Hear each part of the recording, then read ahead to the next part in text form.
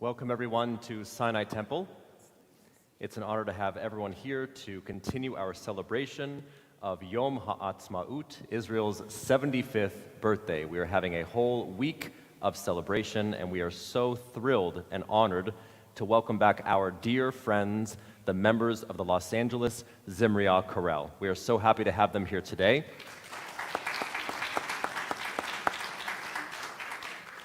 In this very room, we have had concerts with the LAZC for Shabbatot, Friday night services, for Hanukkah, for many other celebrations. They are a dear friend of Sinai Temple. In fact, they rehearse here every Thursday evening just down the hall. And I want to begin by thanking our dear member of Sinai Temple, Jane Cohen. Thank you, Jane, for sponsoring today's concert. Jane serves as a devoted singer in the Los Angeles Zimriyah Chorale, but also the chair of our Sinai Temple Music Committee. We are so grateful to have her support and her dedication to music at Sinai Temple. The Los Angeles Zimriyah Chorale is a choir dedicated to performing Jewish music and music of the Jewish experience throughout time. Under the leadership of music director Dr. Nick Strimple, they perform contemporary classical and traditional pieces written by Jewish composers and others, ranging from liturgical to secular, folk, and compositions based on biblical themes. Their repertoire embraces modern composers such as Kurt Weill, George Gershwin, Arnold Schoenberg, Amitav Aloni, Michael Isaacson, David Novakovsky, and Max Helfman, as well as predecessors like George Friedrich Handel and Salomone Rasse. And the Los Angeles Zimriyah Chorale is under the direction of Dr. Nick Strimple. Dr. Nick Strimple has served as the music director of the Los Angeles Zimriyah Chorale since 1998. He was educated at Baylor University and at the University of Southern California, fight on, where he has served on the faculty of the USC Thornton School of Music since 1996. In addition to many wondrous accomplishments, Dr. Nick Strimple is an expert on the music of the Shoah, the music of the Holocaust. And I invite you to read his bio online. And it's my honor and privilege right now to invite to the podium Dr. Nick Strimple, who's going to talk about our wonderful concert today. Thank you, Dr. Strimple.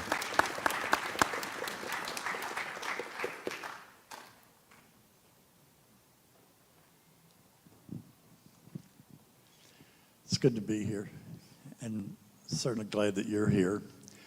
It seems to me that most of you are over here, and the choir is kind of aimed that way. So do you mind, those of you that are sitting on this aisle, just move into the center a little more so that you'll hear the choir better and we won't get cricks in our neck.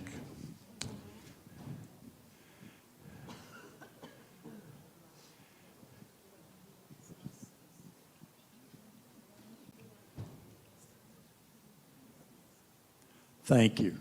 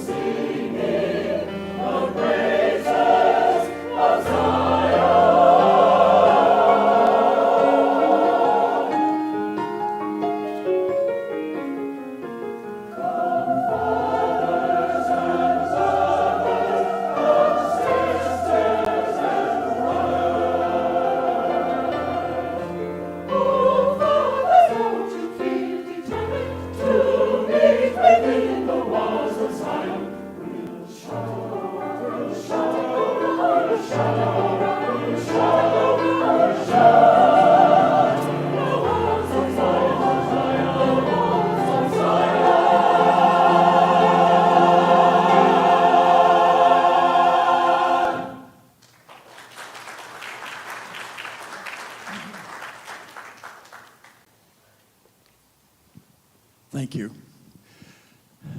That was Aaron Copland's arrangement of an American song, which we thought was appropriate to start this concert honoring Israel's birthday. It's the only piece on this program that is not by an Israeli composer. And we're now going to do 3 pieces by men who were pioneer composers. They were in the Middle East before Israel became a country, and they were actually working to establish a national style that could be recognized as Israeli. The first one, the composer, is Paul Ben Chaim, who immigrated from Germany. And the piece is an arrangement of a Sephardic folk song, La Rosa. The second piece is Gil Aldama's arrangement of an Hasidic nigun, textless. Gil Aldama was a very important composer and arranger of choral music, and just died a year or two ago, and was wounded and permanently disabled in the War of Independence. So he is a real pioneer, right? And the third piece will be by Moshe Wilinski, who was involved very much in a program of requesting people to write songs which were sent in, and then they had these big sing-alongs in parks around Israel and voted on what songs they liked. And these actually eventually became Israeli folk songs. So the first piece, La Rosa, is Paul Ben Chaim. I Di Di Di Die is arranged by Gil Aldama. And then Urit Zion is by Moshe Wilinski. And La Rosa will be conducted by one of our assistant conductors and a keyboard collaborative artist, John Micah Bracewell.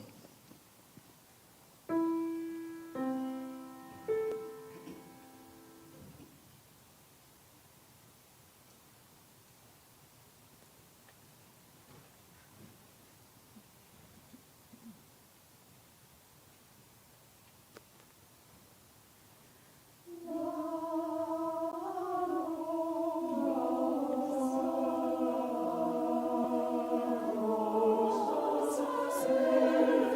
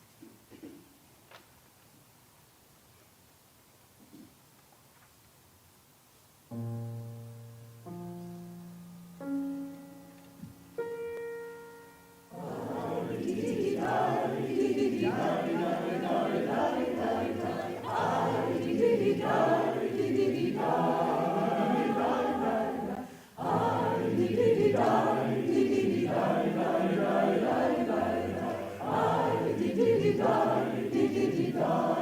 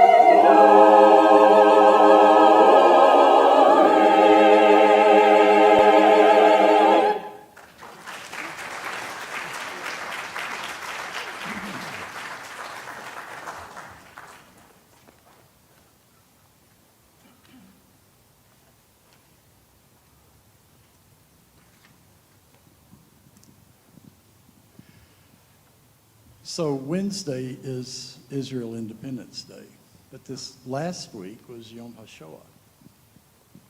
So we're going to do a piece now for both commemorations. Victor Ullmann was a Czech composer, Austrian-Czech composer, student of Arnold Schoenberg, and in 1942 he found himself in Theresienstadt. And at some point around 1943, he found a Zionist songbook that someone, another prisoner, had. It's called the Maccabi Liederbuch. It was published in Berlin in 1931. Ullmann arranged 10 of those songs for different kinds of choruses. He arranged 2 for tenor bass chorus, 2 for children, or 3 for children, 3 for women's chorus, and 2 for mixed chorus.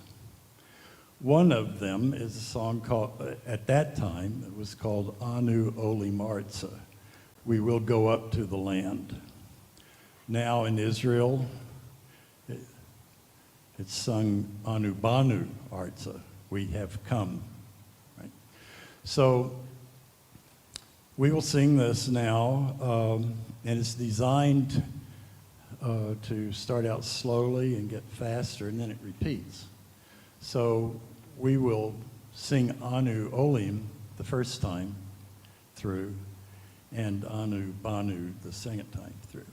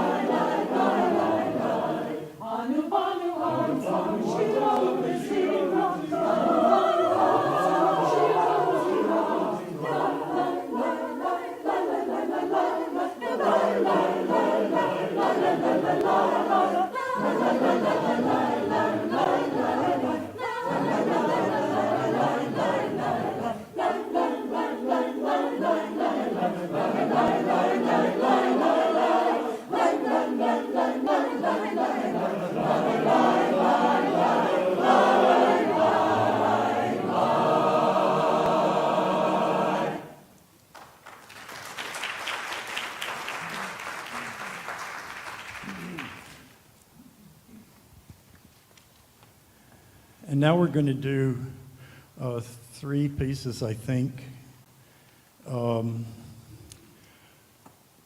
by Israelis. 2 of them came to the United States, but I know in Israel they're still thought of very much as Israeli composers. The first is Vashamru by Aminadav Aloni, who spent many years here in LA as the music director at Valley Beth Shalom. That will be conducted by Hee-Sung Lee, who is our other assistant conductor and a collaborative pianist. And then I'll tell you about the other two after Vashamru.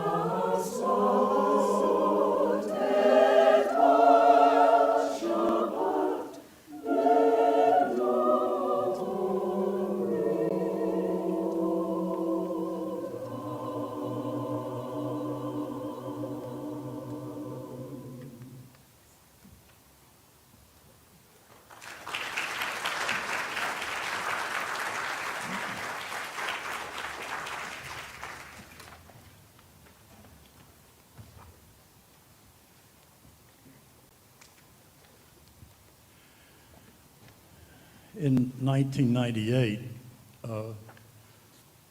this choir went to Israel to participate in the World Congress of Choirs, which is known colloquially as the Zimriyah. And this is actually how the choir got its name, because when it was formed, the organizers thought that it was just for that trip, right?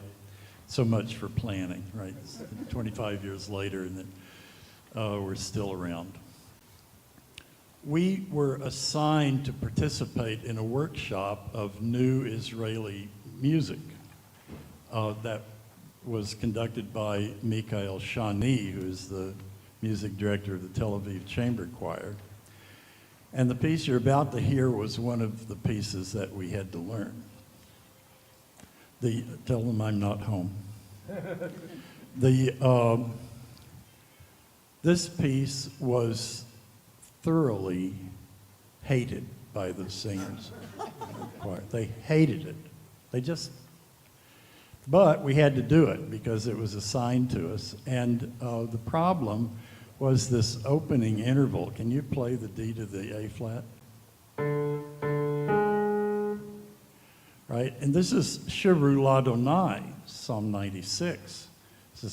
And so the choir's question was, what does this kind of sound have to do with praising God? Right? But we did it. And every morning rehearsals, we were staying in the dorms at Hebrew University in Jerusalem. Every morning going to rehearsals and to breakfast, we walked by a bus stop, 8 o'clock in the morning, and there were always a half dozen Israeli soldiers waiting for the bus. So this is every morning. So we did the festival, we did this piece, the composer was thrilled, it was fine. We got home. 1 week after we got home, we saw in the papers and on the television news that a bomb had gone off at that bus stop at 8 o'clock in the morning, killed one of the soldiers and put the other 5 in the hospital. And I began to get phone calls from choir members, and they all said the same thing. Now we understand that piece. We forget that there are people in the world, the Israelis are among them, who have to praise God under siege.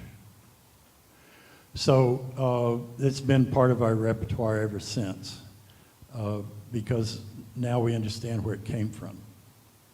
It didn't just come from Israel, it came from an experience that hopefully we never have as our own in this country. Choral Adonai by Aaron Harlock.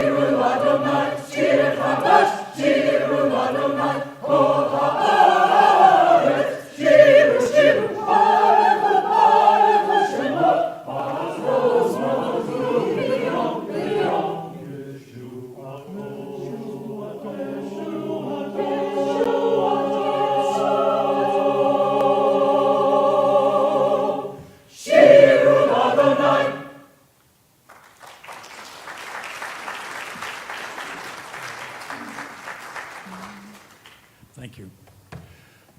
And now we'll close this set with a piece by Carmit Bar-Lev, who is a former member of this choir. She lives in LA now, but is Israeli. And I think this is one of our favorite pieces. And the soloist will be Cantor Judy Dubin-Aronoff, just visiting from Adat Ariel.